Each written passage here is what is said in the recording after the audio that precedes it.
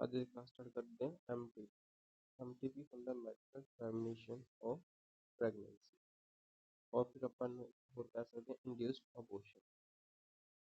ਇਹ ਕਦੋਂ ਕਰਾਇਆ ਜਾ ਸਕਦਾ? ਜਦੋਂ ਅਨਵਾਂਟਡ ਪ੍ਰੈਗਨੈਂਸੀ ਹੋ ਜਾਂਦੀ ਹੈ ਤਾਂ ਉਸ ਨੂੰ ਰਿਮੂਵ ਕਰਨ ਲਈ ਆਪਾਂ ਇਸ ਵਾਲੇ ਚੀਜ਼ ਦਾ ਯੂਜ਼ ਕਰਦੇ ਹਾਂ, ਮੈਡੀਕਲ ਟਰਮੀਨੇਸ਼ਨ ਆਫ ਪ੍ਰੈਗਨੈਂਸੀ ਜਾਂ ਫਿਰ ਇੰਡਿਊਸਡ ਅਬੋਰਸ਼ਨ। ਇਹ ਇੰਡੀਆ ਦੇ ਵਿੱਚ ਲੀਗਲ ਕਰਿਆ ਗਿਆ 1971 ਦੇ ਵਿੱਚ। ਔਰ ਇਹ ਕਦੋਂ ਪਰਫਾਰਮ ਕਰਿਆ ਜਾਂਦਾ? ਜਦੋਂ ਬੇਬੀ ਪੂਰੀ ਤਰ੍ਹਾਂ ਡਿਵੈਲਪ ਨਹੀਂ ਹੁੰਦਾ ਤਾਂ ਆਪਾਂ 9 ਮੰਥ ਦੇ ਪੀਰੀਅਡ ਤੋਂ ਪਹਿਲਾਂ ਇਸ ਨੂੰ ਆਪਾਂ ਮੂਵ ਕਰ ਸਕਦੇ, ਲੇਕਿਨ ਕਦੋਂ ਤੱਕ ਕਰ ਸਕਦੇ ਹਾਂ ਉਹਦੀ ਆਪਾਂ ਗੱਲ ਕਰਦੇ ਹਾਂ। ਔਰ ਐਮਟੀਪੀ ਜੋ ਹੈ ਇਹ ਕਦੋਂ ਪਰਫਾਰਮ ਕਰਾਇਆ ਜਾਏਗਾ? ਅਨਵਾਂਟਡ ਪ੍ਰੈਗਨੈਂਸੀ ਕਦੋਂ? ਜਾਂ ਤਾਂ ਰੇਪ ਕਰਕੇ ਹੋ ਜਾਏ ਜਾਂ ਫੇਲੀਅਰ ਆਫ ਕੰਟਰਾਸੈਪਸ਼ਨ, ਜੋ ਵੀ ਬੈਰੀਅਰ ਤੁਸੀਂ ਯੂਜ਼ ਕਰਿਆ ਅਗਰ ਉਹਦਾ ਫੇਲੀਅਰ ਹੋ ਜਾਏ ਉਸ ਕਰਕੇ ਵੀ ਪ੍ਰੈਗਨੈਂਸੀ ਹੋ ਸਕਦੀ ਹੈ, ਉਸਨੂੰ ਟਰਮੀਨੇਟ ਕਰਨ ਲਈ ਕਰ ਸਕਦੇ ਹਾਂ। ਜਾਂ ਕੈਜੂਅਲ ਅਨਪ੍ਰੋਟੈਕਟਡ ਇੰਟਰਕੋਰਸ, ਉਸ ਨਾਲ ਹੀ ਏਵਲ ਡਿਸੀਜ਼ ਹੋ ਸਕਦੀ ਹੈ ਔਰ ਅਨਵਾਂਟਡ ਪ੍ਰੈਗਨੈਂਸੀ ਹੋ ਸਕਦੀ ਤਾਂ ਉਸਨੂੰ ਪ੍ਰੋਟੈਕਟ ਕਰਨ ਲਈ ਆਪਾਂ ਜਾਂ ਅਨਵਾਂਟਡ ਪ੍ਰੈਗਨੈਂਸੀ ਨੂੰ ਟਰਮੀਨੇਟ ਕਰ ਸਕਦੇ। ਕੈਜੂਅਲ ਅਨਪ੍ਰੋਟੈਕਟਡ ਇੰਟਰਕੋਰਸ ਹੋ ਜਾਏ ਤਾਂ ਉਸ ਤੋਂ ਅਗਰ ਪ੍ਰੈਗਨੈਂਸੀ ਹੁੰਦੀ ਹੈ ਤਾਂ ਉਸ ਨੂੰ ਆਪਾਂ ਐਮਟੀਪੀ ਦੇ ਥਰੂ ਰਿਮੂਵ ਕਰ ਸਕਦੇ। ਨੈਕਸਟ ਹੈ ਜੋ ਪੀਰੀਅਡ ਹੋਏਗਾ ਕਦੋਂ ਤੱਕ ਐਮਟੀਪੀ ਸੇਫ ਹੈ, ਉਹਦੀ ਆਪਾਂ ਗੱਲ ਕਰਦੇ ਹਾਂ। ਕਦੋਂ ਤੱਕ legalize? First trimester up to 12 week. 12 week ਤੱਕ ਅਗਰ ਐਮਟੀਪੀ ਕਰਾਇਆ ਜਾਂਦਾ ਤਾਂ ਸੇਫਲੀ ਹੈ। और second trimester up to 24 week, दोनों ही लीगल है लेकिन सेकंड ट्राइमेस्टर वाला एज ज़्यादा रिस्की है, मोर रिस्की।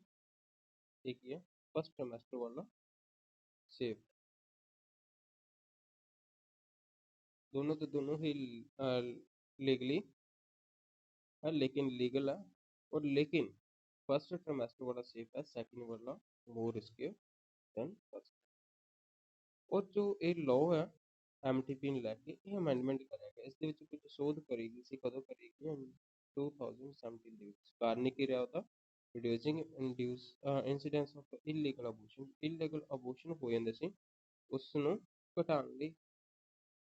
ਔਰ ਸੈਕਿੰਡ ਮਟਰਨਲ ਮੋਰਟੈਲਿਟੀ, ਜੋ ਮਦਰ ਡੈਥ ਹੋ ਜਾਂਦੀ ਸੀ, ਪ੍ਰੈਗਨੈਂਟ ਮਦਰ ਦੀ ਡੈਥ ਹੁੰਦੀ ਸੀ, ਉਸ ਨੂੰ ਵੀ ਘਟਾਉਣ ਲਈ ਜਿਹੜਾ ਅਮੈਂਡਮੈਂਟ ਕਰੀ ਗਈ 2017 ਦੇ ਵਿੱਚ।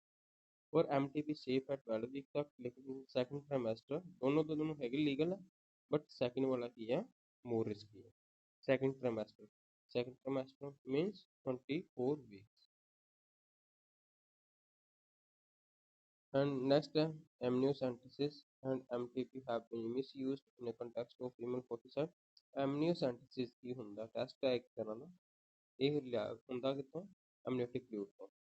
amniotic fluid ਕੀ ਹੈ? अगर वॉर्म है, वॉर्म के अंदर बेबी डिवेलप हो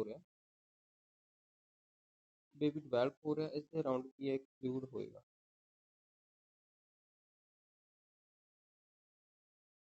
इस फ्लूइड में ਆਪਾਂ ਕਹਿੰਦੇ ਹਾਂ amniotic fluid।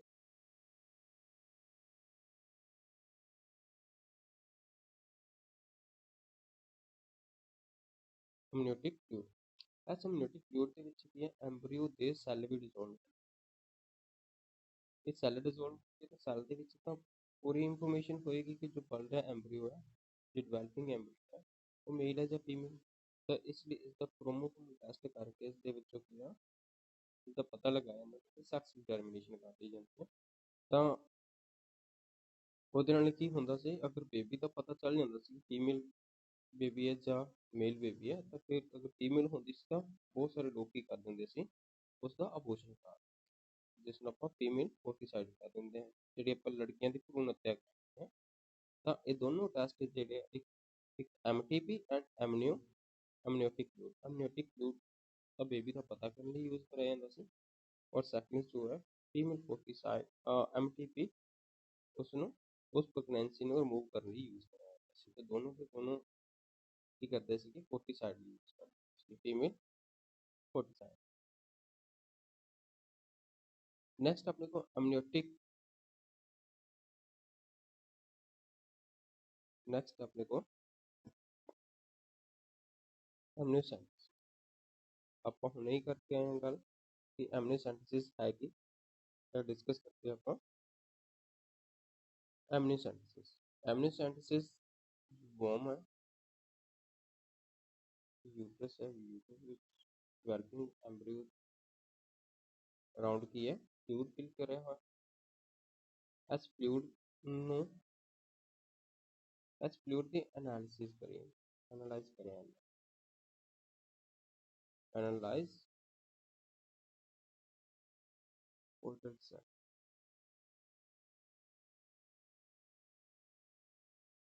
analyze portal cell and dissolve substance from the amniotic fluid amniotic fluid है सारा और ਇੱਥੋਂ ਐਨਾਲਾਈਜ਼ ਕਰਨਾ ਆਪਾਂ portal cell ਨੂੰ portal cell ਨੂੰ ਜਦੋਂ ਆਪਾਂ ਐਨਾਲਾਈਜ਼ ਕਰਦੇ ਹਾਂ ਇਹ ਐਕਚੁਅਲ ਵਿੱਚ ਇਹ ਟੈਸਟ ਜੋ ਸੀ ਇਹ ਵਰਤਿਆ ਜਾਂਦਾ ਸੀ ਜੋ ਜੈਨੇਟਿਕਲ ਡਿਸਆਰਡਰ ਹੈ ਜੋ ਡਿਵੈਲਪਿੰਗ ਬੇਬੀ ਹੈ ਉਸਦੇ ਵਿੱਚ ਕੋਈ ਜੈਨੇਟਿਕਲ ਡਿਸਆਰਡਰ ਤਾਂ ਨਹੀਂ ਹੈ ਜੈਨੇਟਿਕਲ ਡਿਸਆਰਡਰ ਕਿਹੜੇ ਵਾਲੇ ਲਾਈਕ ਡਾਊਨ ਸਿੰਡਰੋਮ क्योंकि क्रोमोसोमल बेस्ड होंगे ये सारे वाले test Down syndrome haemophilia sickle cell anaemia ये सारे ਦੇ ਸਾਰੇ क्रोमोसोमल ਟੈਸਟ ਸੀ ਤੇ क्रोमोसोमल ਵਾਸਤੇ ਕੀ ਸੀਗਾ ਕਿ ਇਸ ਤੋਂ ਮੇਲ ਔਰ ਫੀਮੇਲ ਦਾ ਵੀ ਪਤਾ ਲਗਾਇਆ ਜਾ ਸਕਦਾ ਤੇ ਇਸ ਲਈ ਇਹ ਵਾਲਾ ਜੋ ਟੈਸਟ ਹੈ ਇਸ ਨੂੰ ਇੰਡੀਆ ਦੇ ਵਿੱਚ ਬੈਨ ਕਰਿਆ ਇਹ ਹੈ ਤਾਂ ਜੈਨੇਟਿਕਲ ਡਿਸਆਰਡਰ ਸੀ ਲੇਕਿਨ ਇਸ ਦਾ ਮਿਸਯੂਜ਼ ਹੋਣ ਲੱਗ ਗਿਆ ਫੀਮੇਲ ਫੋਰਟੀਸਾਈਡ ਜਾਂ ਫੀਮੇਲ ਸੈਕਸ ਡਿਟਰਮੀਨੇਸ਼ਨ ਵਾਸਤੇ ਵੀ ਇਸ ਦਾ ਮਿਸਯੂਜ਼ ਹੋਣਾ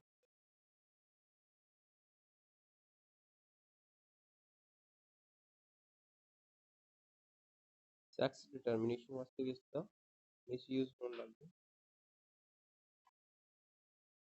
तो नेक्स्ट है अपने को sexual transmitted infection STI alternately name केड़े है मॉन्ट्रियल डिसीज और रिप्रोडक्टिव ट्रैक्ट इन्फेक्शंस आरटीआई और जो हाई रिस्क वाले ग्रुप है केड़े वाले होंगे 15 to 24 ईयर 15 ਤੋਂ 24 ਸਾਲ ਦੇ ਵਿੱਚ ਜਿਹੜੇ ਵਾਲੇ ਯੰਗ ਹੋਣਗੇ ਉਹਨਾਂ ਵਿੱਚ ਇਹ ਵਾਲੇ ਚਾਂਸਸ ਜ਼ਿਆਦਾ ਰਹਿੰਦੇ ਸੈਕਸ਼ੂਅਲੀ ਟ੍ਰਾਂਸਮਿਟਡ ਇਨਫੈਕਸ਼ਨ ਦਾ ਮੋਡ ਆਫ ਟ੍ਰਾਂਸਮਿਸ਼ਨ ਕੀ ਹੈ ਦਾ ਸੈਕਸ਼ੂਅਲ ਇੰਟਰਕੋਰਸ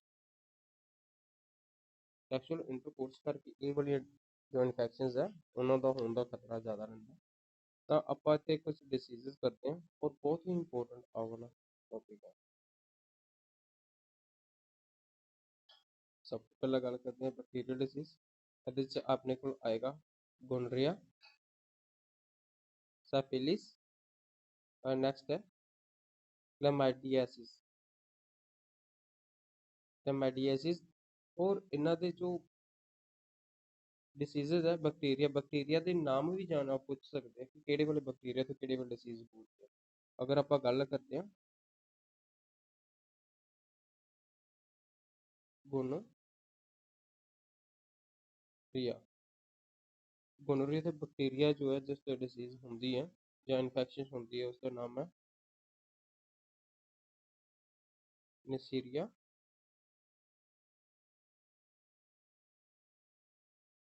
गोनोरिया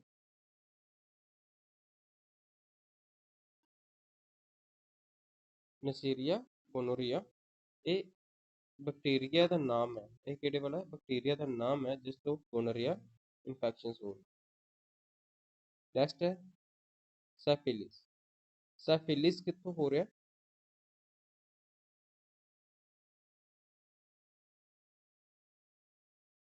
सैफिलिस जिस बैक्टीरिया तो हो रहा है उसका नाम की है सैफिलिस हो रहा है ट्रेपोनेमा पैलिडम ट्रेपोनेमा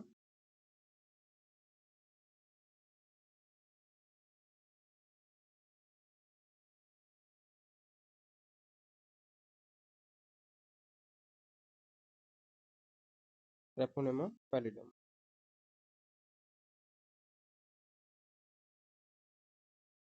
नेक्स्ट अपने को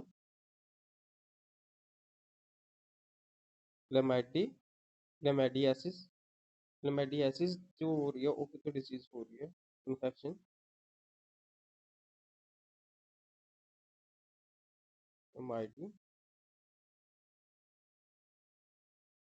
क्लेमाइडियासिस कितों होएगी क्लेमाइडिया ट्रोकोमैटिस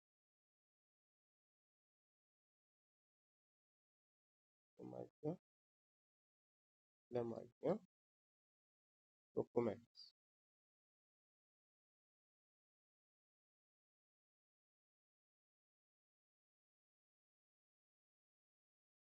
ट्रोपोमैटिस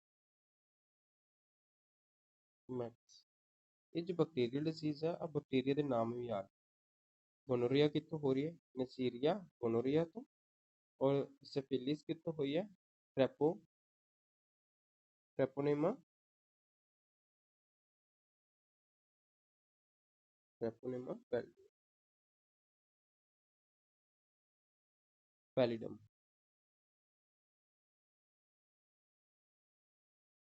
और अगे आप गल करते हैं प्रोटोजोन तो होने वाली डिसीज है, ਉਹਦਾ नाम की है?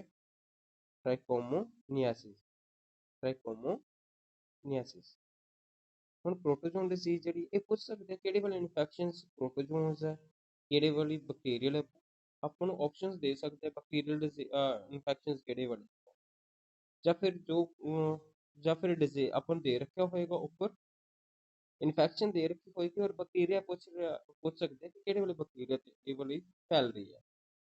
ਤਾਂ ਇਹ ਸਭ ਚੀਜ਼ਾਂ ਯਾਦ ਰੱਖਣੀਆਂ। ट्राइकोमोनियासिस ਜਿਹੜੀ ਆ ਇਹ ਕਿੱਥੇ ਹੋ ਰਹੀ ਹੈ, ਇਸ ਦਾ ਨਾਮ ਕੀ ਹੈ? नाम नोट कर लियो। ट्राइकोमोनास। ट्राइकोमोनास जो है ट्राइकोमोनास वेजिनैलिस।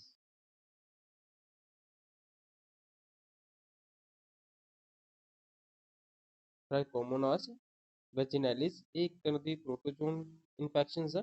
वो कितों रही है? ट्रोपोमोनास वेजिनैलिस। प्रोटोजोन का नाम है अगे वाला, और ये वाली इन्फेक्शंस है जी उत्तों हो रही है। नैक्सट अपने को वायरल, जो वायरस करके होंगे किहड़े वाली है? जेंटल हर्पस, हैपेटाइटिस बी,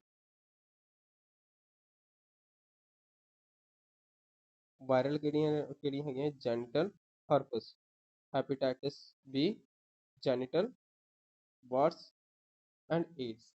इन्हां सारियां दा ਆਪਾਂ ਦੇਖਦੇ ਹਾਂ ਕਿਹੜੇ ਵਾਲੇ। ਪਹਿਲਾਂ ਆਪਾਂ ਗੱਲ ਕਰਦੇ ਜੈਂਟਲ ਹਰਪਸ। ਜੈਂਟਲ ਹਰਪਸ ਕਿੱਥੋਂ ਹੋ ਰਹੀ ਹੈ? ਇਹ ਹਰਪਸ ਸਿੰਪਲੈਕਸ ਵਾਇਰਸ ਹੈ। ਹਰਪਸ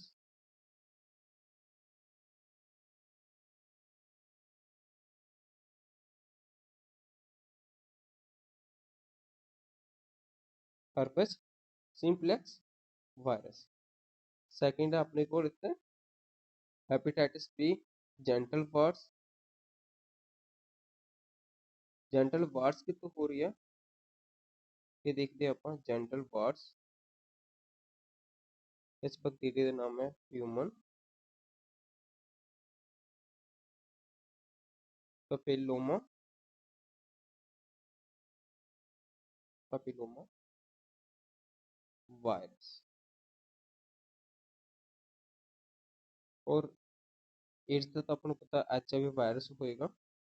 ओके, ये सारे ਜਿਹੜੇ ਆਪਾਂ ਵਾਇਰਸ ਵੀ ਕਰੇ ਆ, ਕਿਹੜੇ ਕਿਹੜੇ ਵਾਇਰਸ ਤੇ ਕਿਹੜੇ ਕਿਹੜੇ ਵਾਲੇ ਸੈਕਸ਼ੂਅਲ ਟ੍ਰਾਂਸਮਿਟਡ ਇਨਫੈਕਸ਼ਨਸ ਹੋ ਰਹੀ ਹੈ ਜਾਂ बैक्टीरिया ਜਾਂ प्रोटोजोन, इंपॉर्टेंट। और नेक्स्ट है जो बैक्टीरियल प्रोटोजोन्स है डिसीज वो तो बिल्कुल सही हो जाती हैं, लेकिन जो बाकी है वायरस वाली ਜਿਹੜੀਆਂ ਹੋਣਗੀਆਂ वो वालियां क्योर नहीं होंदियां। ਆਪਾਂ ਤੇ ਦੇਖਦੇ ਹਾਂ mode of transmission for hepatitis B virus HIV infection including जो hepatitis B है ਜਾਂ ਫਿਰ HIV ਹੈ, ਇਸ ਦਾ mode of transmission ਕੀ ਹੁੰਦਾ? Injection needle.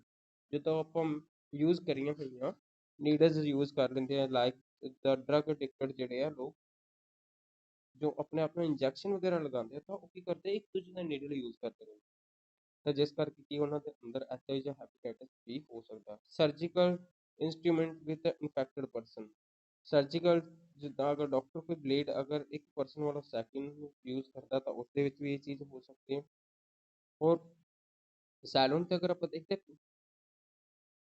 अगर जो हेयर कट रहा है जो हेयर वगैरह बनाते हैं तो वो भी अगर एक पर्सन तो ब्लेड यूज करें सैकेंड से अगर करते हैं तो उसका भी एक मोड ऑफ ट्रांसमिशन हो सकता है। अगर पहले वाले पर्सन से कट लग गया अगर वो इन्फेक्टेड है ਤਾਂ ਉਸੇ ਹੀ ਬਲੇਡ ਨਾਲ ਅਗਰ ਸੈਕਿੰਡ ਤੇ ਵੀ ਕੱਟ ਲੱਗ ਜੇ ਤਾਂ ਮੋਡ ਆਫ ਟਰਾਂਸਮਿਸ਼ਨ ਹੋ ਸਕਦਾ।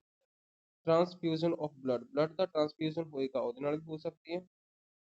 ਜਿੱਦਾਂ ਆਪਾਂ ਕਿਸੇ ਡੋਨਰ ਤੋਂ ਬਲੱਡ ਲੈਂਦੇ ਆ ਤਾਂ ਅਗਰ ਉਹ ਕਿਸੇ ਹੋਰ ਨੂੰ ਅਗਰ ਆਪਾਂ ਉਹ ਬਲੱਡ ਦੇ ਦਈਏ ਤਾਂ ਉਸ ਨਾਲ ਵੀ ਮੋਡ ਆਫ ਟ੍ਰਾਂਸਮਿਸ਼ਨ ਹੋ ਸਕਦਾ ਹੈ ਫਰੋਮ ਇਨਫੈਕਟਡ ਮਦਰ ਟੂ ਫੀਟਸ। ਫੀਟਸ ਤੱਕ ਵੀ ਪਹੁੰਚਦਾ ਮਦਰ ਦੇ ਤਾਂ ਇਹ ਮੋਡ ਆਫ ਟ੍ਰਾਂਸਮਿਸ਼ਨ ਸੀਗੇ। ਔਰ ਇਹਦੇ ਸਿੰਪਟਮ ਕੀ ਆ ਉਹ ਦੇਖਦੇ ਹਾਂ ਆਪਾਂ ਵਨ ਬਾਈ ਵਨ ਡਿਸਕਸ ਕਰਦੇ ਹਾਂ ਇੱਥੇ।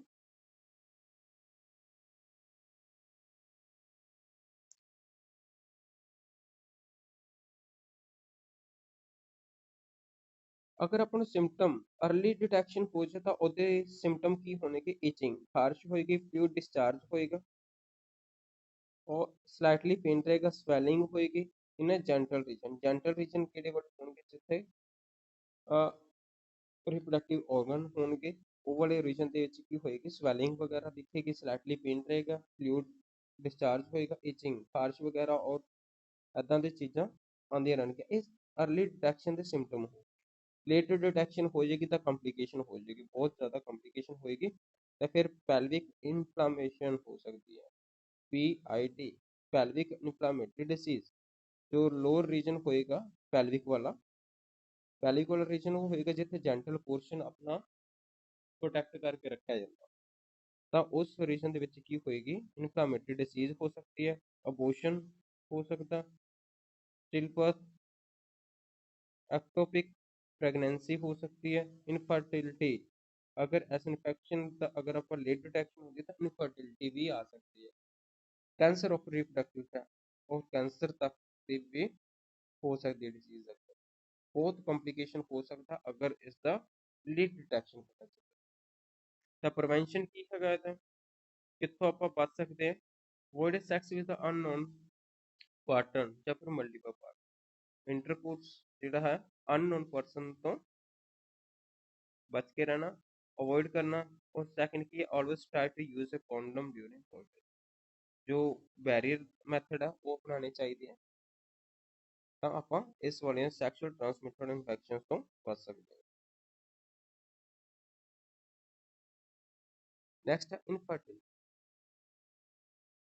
ਇਨਫਰਟਿਲਿਟੀ ਦੀ ਜੋ ਡੈਫੀਨੇਸ਼ਨ ਹੈ ਕਿ ਅਗਰ ਅਨਪ੍ਰੋਟੈਕਟਡ ਇੰਟਰਕੋਰਸ ਹੋ ਰਿਹਾ ਮੇਲ ਐਂਡ ਫੀਮੇਲ ਦੇ ਅੰਦਰ, ਕੋਹੈਬਿਟੇਸ਼ਨ ਕੀ ਹੈ? ਅਗਰ ਉਹ ਮਿਲ ਕੇ 2 ਸਾਲ ਤੋਂ ਰਹਿ ਰਹੇ ਹੋ, ਅਨਪ੍ਰੋਟੈਕਟਡ ਕੋਸ਼ਿਸ਼ ਕਰ ਰਹੇ ਲੇਕਿਨ ਉਹ ਬੇਬੀ ਕੰਸੀਵ ਨਹੀਂ ਕਰ ਪਾ ਰਹੇ ਤਾਂ ਉਸ ਚੀਜ਼ ਨੂੰ ਆਪਾਂ ਕਹਿੰਦੇ ਹਾਂ ਅਨਫਰਟਿਲਿਟੀ। unable to produce a children in spite of 2 years of unprotected sexual cohabitation। ਤਾਂ ਉਸ ਕਰਕੇ ਆਪਾਂ ਉਸ ਕੇਸ ਨੂੰ ਕੀ ਕਹਿ ਦਾਂਗੇ? ਅਨਫਰਟਿਲ। 2 year ਦਾ ਪੀਰੀਅਡ ਅਗਰ ਇੰਟਰਕੋਰਸ ਅਨਪ੍ਰੋਟੈਕਟਡ ਹੋ ਰਿਹਾ ਤਾਂ ਉਸ ਦੇ ਬਾਵਜੂਦ ਵੀ ਅਗਰ ਉਹ ਚਿਲਡਰਨ ਨਹੀਂ ਕੰਸੀਵ ਕਰ ਪਾ ਰਹੇ ਤਾਂ ਉਸ ਕੇਸ ਨੂੰ ਆਪਾਂ ਕਹਾਂਗੇ ਇਨਫਰਟਿਲ। ਕਾਰਨ ਕੀ ਹੋ ਸਕਦੀ ਹੈ? ਫਿਜ਼ੀਕਲ डिसीजेस हो सकती कोई, साइकोलॉजिकली हो सकती है, वो जेनेटिकल हो सकती है, इम्यूनोलॉजिकल। ਇਹ ਜਿਹੜੇ 5 ਰੀਜ਼ਨ ਆ ਇਸ ਨੂੰ ਤੁਸੀਂ ਲਿਖ ਲੈਣਾ, ਯਾਦ ਕਰ ਲੈਣਾ। ਫਿਜ਼ੀਕਲ ਡਿਸੀजेस, ਸਾਈਕੋਲॉजिकली, ਉਹ ਜੈਨੇਟਿਕਲੀ ਹੋ ਜਾਏਗਾ ਨਾ ਤੇ ਰਿਪਰੋਡਕਟਿਵ ਆਰਗਨ ਹੁੰਦਾ ਔਰ ਇਮਿਊਨੋਲॉजिकली। ਤਾਂ ਅਨਫਰਟਿਲਿਟੀ ਜਿਹੜੀ ਹੈਗੀ ਹੈ ਪ੍ਰੋਬਲਮ ਮੇਲ ਵਿੱਚ ਵੀ ਹੋ ਸਕਦੀ ਹੈ ਔਰ ਫੀਮੇਲ ਵਿੱਚ ਵੀ ਹੋ ਸਕਦੀ ਹੈ। ਉਹ ਮੋਸਟਲੀ ਇੰਡੀਆ ਦੇ ਵਿੱਚ ਫੀਮੇਲ ਨੂੰ ਹੀ ਬਲੇਮ ਕਰਿਆ ਜਾਂਦਾ ਅਗਰ ਬੇਬੀ ਕੰਸੀਵ ਨਾ ਹੋ ਰਿਹਾ। ਹੁਣ ਕੁਛ ਨਿਊ ਟੈਕਨੀਕਸ ਆਈਆਂ ਜੋ ਇਨਫਰਟਾਈਲ ਕਪਲ ਹੈ ਉਹ ਬੇਬੀ ਨੂੰ ਕੰਸੀਵ ਕਰ ਸਕਦੇ ਆ, ਜਿਸ ਨੂੰ ਆਪਾਂ ਕਹਿੰਦੇ ਆ assisted reproductive technology, assisted ART ਦੇ ਜ਼ਰੀਏ ਬੇਬੀ ਨੂੰ ਕੰਸੀਵ ਕਰ ਸਕਦੇ ਆ। ਅਸਿਸਟਡ ਰਿਪਰੋਡਕਟਿਵ ਟੈਕਨੋਲੋਜੀਜ਼ ਇਹ ਦੋ ਤਰ੍ਹਾਂ ਦੀ ਹੈ, ਇਨ ਵਿਟਰੋ ਫਰਟੀਲਾਈਜੇਸ਼ਨ ਔਰ ਦੂਸਰਾ ਆਪਣੇ ਕੋਲ ਇਨ ਵਿਵੋ ਫਰਟੀਲਾਈਜੇਸ਼ਨ। ਜੋ ਵਿਟਰੋ ਹੈ ਇਸ ਨੂੰ ਟੈਸਟ ਟਿਊਬ ਬੇਬੀ ਵੀ ਕਹਿੰਦੇ ਆ, ਟੈਸਟ ਟਿਊਬ ਬੇਬੀ। ਵਿਟਰੋ ਕੀ ਹੈ? ਇਹਦੇ ਵਿੱਚ ਫਰਟੀਲਾਈਜੇਸ਼ਨ ਆਪਾਂ ਆਊਟਸਾਈਡ ਕਰਾ ਕੇ ਫਿਰ ਜਾਇਗੋਟ ਨੂੰ ਆਪਾਂ ਇੰਪਲਾਂਟ ਕਰਦੇ ਹਾਂ, ਜਾਇਗੋਟ ਨੂੰ ਕਰ ਸਕਦੇ ਹਾਂ ਇੰਪਲਾਂਟ ਫਰਦਰ ਯੂਟਰਸ ਦੇ ਅੰਦਰ, ਤਾਂ ਇਹ ਵਾਲੀ ਵਿਟਰੋ ਦੇ ਵਿੱਚ ਆਏਗੀ। ਲੇਕਿਨ ਸੈਕਿੰਡ ਕੇਸ ਦੇ ਵਿੱਚ ਕੀ ਹੈ? ਫਰਟੀਲਾਈਜੇਸ਼ਨ ਫੀਮੇਲ ਦੇ ਅੰਦਰ ਹੀ ਕਰਾਉਣੀ ਹੈ।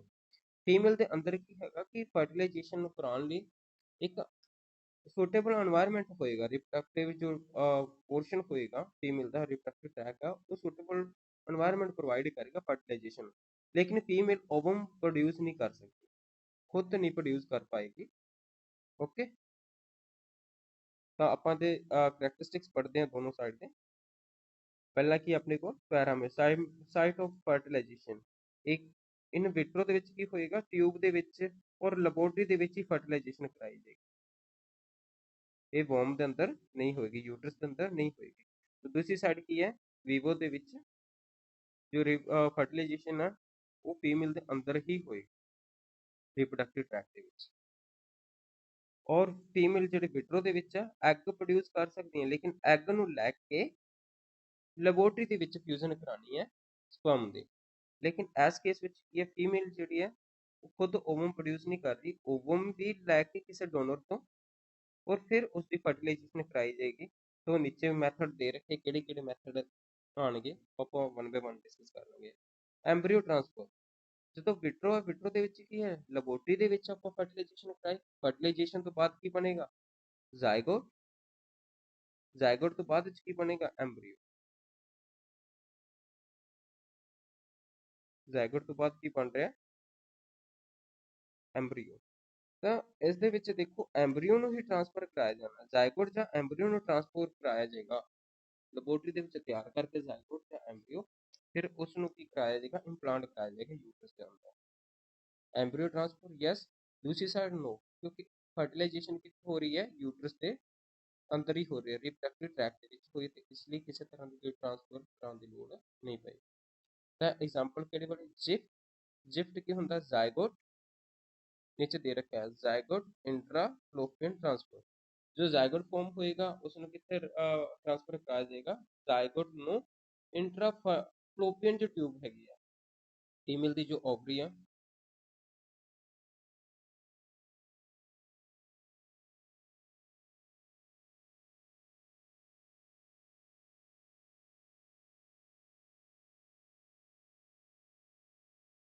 तो एक ਫਲੋਪੀਅਨ ट्यूब होएगी, ओवरी तो अफलोपियन ट्यूब है,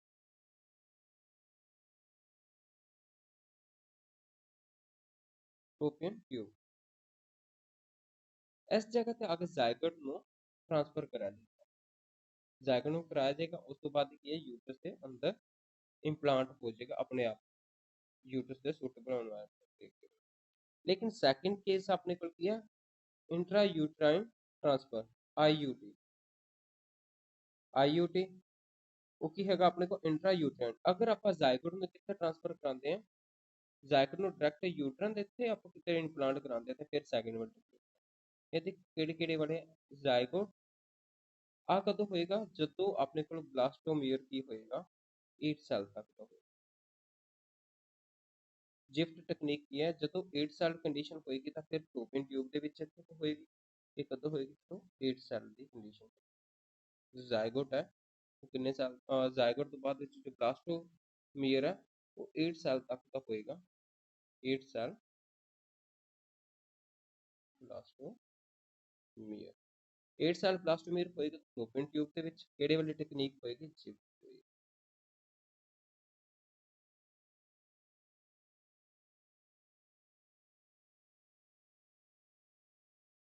ਕਿਹੜੀ ਵਾਲੀ ਟੈਕਨੀਕ ਹੈ, ਜਿਫਟ। 8 ਸਾਲ ਬਲਾਸਟੋਮੀਅਰ, ਜਿਫਟ ਵਾਲੀ ਟੈਕਨੀਕ ਤੇ ਕਿੱਥੇ ਹੋਏ, ਜ਼ਾਇਗੋਟ ਇੰਟਰਾਫਲੋਪੀਅਨ, ਫਲੋਪੀਅਨ ਟਿਊਬ ਦੇ ਵਿੱਚ ਇੱਥੇ ਟ੍ਰਾਂਸਫਰ ਹੋਏਗਾ। ਅਗਰ ਮੋਰ ਦੈਨ 8 ਸੈਲ ਹੈ, ਮੋਰ ਦੈਨ 8 ਸੈਲ, ਤੇ ਫਿਰ ਕਿੱਥੇ ਹੋਏਗੀ, ਫਿਰ ਯੂਟਰਸ ਦੇ ਅੰਦਰ, ਆਈਯੂਟੀ ਟੈਕਨੀਕ, ਇੰਟਰਾ यूट्राइन ट्रांसफर, यूट्रन ਤੇ ਬਿਲਕੁਲ ਉਸਦੀ ਜੋ ਇੰਪਲਾਂਟੇਸ਼ਨ ਹੈ ਇੱਥੇ ਕਰਾਈ, ਯੂਟਰਸ ਦੇ ਅੰਦਰ। ਫਲੋਪੀਅਨ ਟਿਊਬ ਦੀ ਜਗ੍ਹਾ ਕਿੱਥੇ ਹੋਏਗੀ, ਇੱਥੇ। ਕਦੋਂ ਹੋਏਗੀ, ਜਦੋਂ ਬਲਾਸਟੋਮੀਅਰ ਕੀ ਹੋਏਗਾ, ਬਲਾਸਟੋਮੀਅਰ मोर देन 8 ਸੈਲ। अगर मोर देन 8 ਸੈਲ ਹੋਏਗਾ ਤਾਂ ਕਿੱਥੇ ਹੋ ਜਾਏਗੀ, ਉਹਦੇ ਯੂਟਰਸ ਦੇ ਅੰਦਰ ਹੋਏਗੀ। ਨੈਕਸਟ ਹੈ ICSI, ICSI ਤਕਨੀਕ ਕੀ ਹੈ ਉਹ ਵੀ ਆਪਾਂ ਡਿਸਕਸ ਕਰਦੇ ਹਾਂ। ICSI ਤਕਨੀਕ ਵਿੱਚ ਕੀ ਹੈ, intracytoplasmic sperm injection, sperm injected directly into the egg. ਇਸ ਦੇ ਵਿੱਚ ਕੀ ਇਹ ਵੀ ਇੱਕ ਆਰਟੀਫਿਸ਼ੀਅਲ ਮੈਥਡ ਹੈ, ਤਾਂ ਇਹਦੇ ਵਿੱਚ ਕੀ ਹੈ, ਇੰਟਰਾਸਾਈਟੋਪਲਾਜ਼ਮਿਕ ਸਪਰਮ ਇੰਜੈਕਸ਼ਨ ਹੋਏਗੀ। ਜੋ ਓਵਮ ਹੈ, ਓਵਮ ਦੇ ਵਿੱਚ ਕੀ ਹੈਗਾ, ਸਪਰਮ ਨੂੰ ਡਾਇਰੈਕਟ ਕੀ ਕਰਾਇਆ ਜਾਏਗਾ, ਇੰਜੈਕਟ ਕਰਾਇਆ ਜਾਏਗਾ। Sperm injection, sperm injection. ਤਾਂ ਇਹ ਵੀ ਕੀ ਆ, ਇੱਕ ਡੋਨਰ ਤੋਂ ਕੀ ਆ ਸਪਰਮ ਲੈ ਕੇ, ਜਾਂ ਫਿਰ ਹਸਬੈਂਡ ਦੇ ਹੀ ਸਪਰਮ ਲੈ ਕੇ ਕੀ ਕਰਾਇਆ ਜਾਏਗਾ, ਓਵਮ ਦੇ ਵਿੱਚ ਇੰਜੈਕਟ ਕਰਾਇਆ ਜਾਏਗਾ। ਤਾਂ ਇਸ ਤਕਨੀਕ ਨੂੰ, ਇਹ ਸਾਰਾ ਦਾ ਸਾਰਾ ਕਿੱਥੇ ਹੋਏਗਾ, ਲੈਬੋਰਟਰੀ ਦੇ ਵਿੱਚ ਹੀ ਹੋਏਗਾ।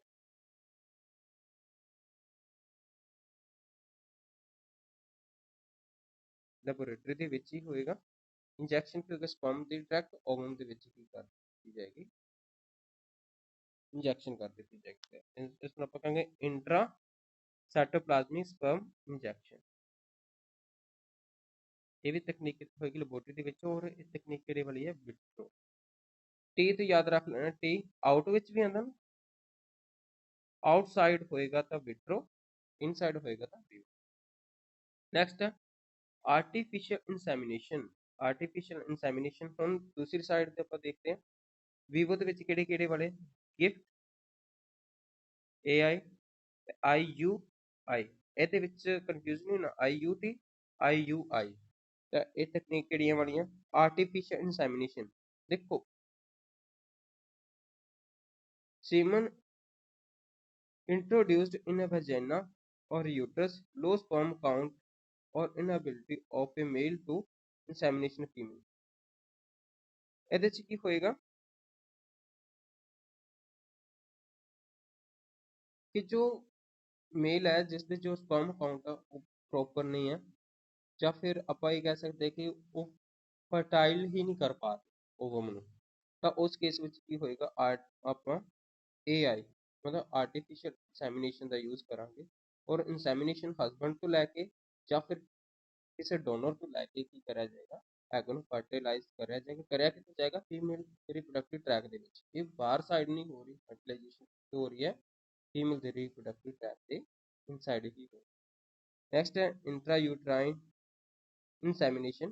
ਤਾਂ ਇੱਥੇ ਕੀ ਹੋਏਗਾ ਕਿ ਯੂਟਰਸ ਦੇ ਅੰਦਰ ਕੀ ਹੋਏਗਾ, ਯੂਟਰਸ ਦੇ ਅੰਦਰ ਕੀ ਹੋਏਗੀ, ਇਨਸੈਮੀਨੇਸ਼ਨ ਕਰਿਆ ਜਾਏਗਾ। ਯੂਟਰਸ ਦੇ ਅੰਦਰ ਕੀ ਹੋਏਗਾ, ਇੰਟਰਾ ਯੂਟਰਾਈਨ ਇਨਸੈਮੀਨੇਸ਼ਨ। ਯੂਟਰਸ ਦੇ ਅੰਦਰ ਤੱਕ ਕੀ ਕਰਾਇਆ ਜਾਏਗਾ, ਸਪਰਮ ਨੂੰ ਇੰਜੈਕਟ ਕਰਾਇਆ ਜਾਏਗਾ। ਤਾਂ ਲਾਸਟ ਵਾਲੀ ਜੋ ਆਪਣੇ ਕੋਲ ਰਹਿ ਗਈ ਤਕਨੀਕ, ਗਿਫਟ। ਇਹ ਜਿੰਨੇ ਵੀ ਇੱਧਰ ਆ ਰਹੇ ਵਿਵੋ ਦੇ ਵਿੱਚ, ਕਿ ਸਪਰਮ ਦੀ ਇਨਸੈਮੀਨੇਸ਼ਨ ਆਰਟੀਫਿਸ਼ੀਅਲ ਇਨਸੈਮੀਨੇਸ਼ਨ ਜਾਂ ਫਿਰ ਇੰਟਰਾ ਯੂਟਰਾਈਨ ਇਨਸੈਮੀਨੇਸ਼ਨ ਹੋ ਰਹੀ ਹੈ, ਜਾਂ ਫਿਰ GIFT। ਇਹਦੇ ਚ ਦੇਖੋ, gamete intrafallopian transfer, female can provide a condition for a fertilization further develop.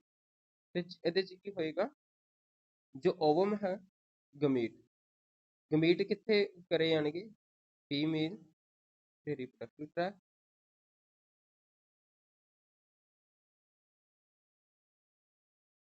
ਜੋ ਫਲੋਪੀਅਨ ਟਿਊਬ ਹੋਏਗੀ, ਇਸ ਜਗ੍ਹਾ ਤੇ ਕੀ ਕਰਿਆ ਜਾਏਗਾ, ਓਵਮ ਨੂੰ ਹੀ, ਓਵਮ ਹੋਏਗਾ ਜਾਂ ਓਵਮ ਜਾਂ ਫਿਰ ਗਮੇਟ ਕਹਿ ਲੈਂਦੇ ਆਪਾਂ, ਗਮੇਟ। ਓਵਮ ਜਾਂ ਗਮੇਟ ਨੂੰ ਫਲੋਪੀਅਨ ਟਿਊਬ ਦੇ ਵਿੱਚ ਕੀ ਕਰਿਆ ਜਾਏਗਾ, ਟ੍ਰਾਂਸਫਰ ਕਰਿਆ ਜਾਏਗਾ। ਗਮੇਟ ਇੰਟਰਾਫਲੋਪੀਅਨ, ਗਮੇਟ ਇੰਟਰਾਫਲੋਪੀਅਨ ਟ੍ਰਾਂਸਫਰ।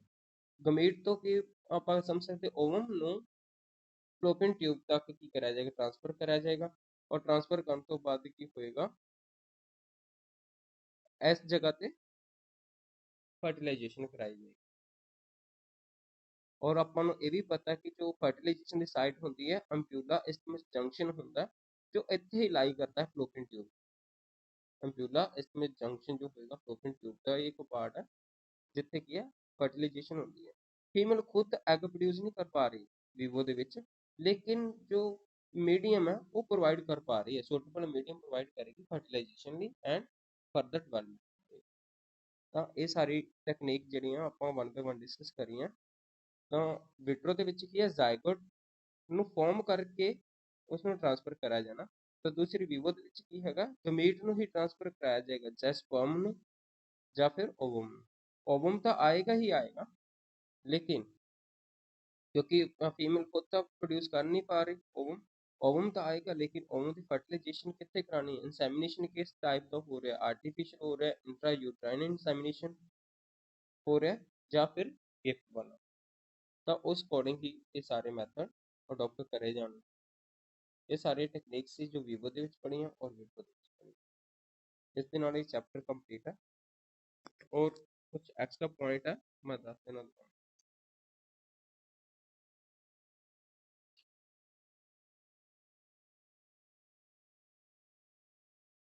ओके, ਇਹਦੇ ਵਿੱਚ ਸੀ ਫਸਟ ਟੈਸਟ ਟਿਊਬ ਬੇਬੀ ਜੋ ਪ੍ਰੋਡਿਊਸ ਹੋਇਆ ਸੀ। ਫਸਟ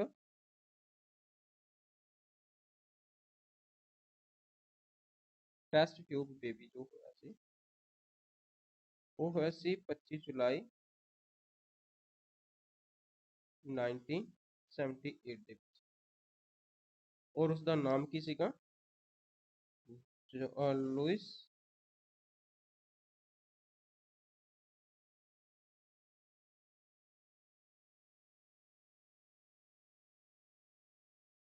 ਇਸਦੇ ਨਾਮ ਸੀ ਲੂਇਸ ਜੋਏ ਬ੍ਰਾਊਨ। ਇਹ ਇੰਗਲੈਂਡ ਦੇ ਵਿੱਚ